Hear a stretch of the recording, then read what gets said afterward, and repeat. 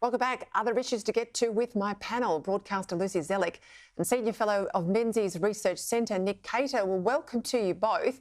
Coles and Woolies, they're now hitting back at accusations of fake discounts from the ACCC, claiming that the price hikes have in fact been requested by their suppliers. This is a bit rich, Lucy. That's a bit hysterical too, isn't it, Peter? I mean, what about the profits that they've made in the 2024 financial year? So we look at Coles, for example, they profited $1.1 billion. The Woolworths Group, for example, also took away $1.7 billion. So when we start to talk about who this is hitting the hardest, they're hitting the suppliers, they're hitting the consumers, and especially the farmers. Representatives for New South Wales farmers also came out and admitted that the prices that they're receiving for the cost of their produce is actually below what they're actually making. So it's incredible to see. When you consider this week, we've seen reports of other countries and their ability to reduce inflation, and Australia, of course, is lagging behind that. This duopoly that we have going on between the supermarkets, I mean, there are a host of other reasons why we have issues with inflation, but this duopoly that we have going on with the supermarkets is just one of those reasons. You are not wrong. Nick Cater, I tell you what, Captain Cook got rid of scurvy almost 200 years ago. The poor old much maligned Captain Cook. But here we have a case in Western Australia, a man who says he can't afford nutritional supplements. He sometimes skips meals, with a British medical journal suggesting the cost of living pressure could have been a cause. I mean, this is shameful in a place like Australia. Well, particularly in Australia, Peter, because we export 70% of our agricultural production. We export. We produce 70% more food than we can consume. We are one of the most food secure nations on earth. So there's something going very, very badly wrong when people are suffering from any kind of nutritional disease in this country. I just find it astounding.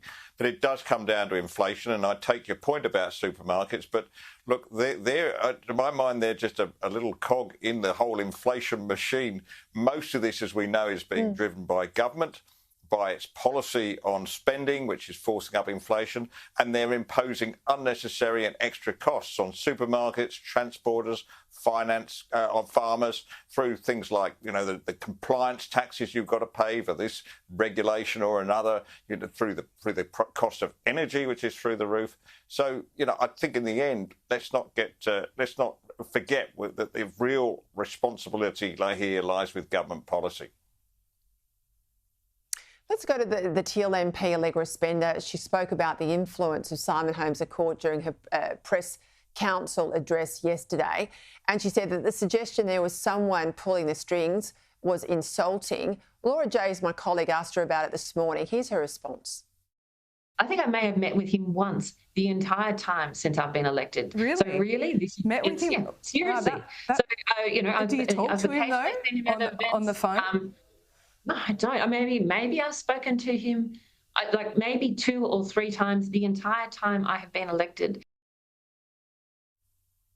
Give me a break, Lucy. They're now trying to say that they barely know each other. Do you buy this? He donated $700,000 to her campaign, right? So you're going to tell me as a politician, right, and someone that's hoping to get elected, and let's bear in mind that Simon Holmes à Court wore a jumper that said elect more women. You mean to tell me that she's had barely anything to do with a donor that's contributed $700,000 to her campaign? I mean, it's ridiculous. But the broader picture here for me is that, we have a politician, a member here that is so concerned that she has to intervene on a covert power list. Might I make a bit of a suggestion to the member for Wentworth here that she starts to kind of be a little bit more concerned about the issues that are going on in her council and her regions, the issues with roads and piles of rubbish everywhere and exorbitant council rates. Spot on these issues rather than a covert list and getting so upset that a man could potentially be attributed to helping her on her way. I mean, give me a break. It's just ridiculous.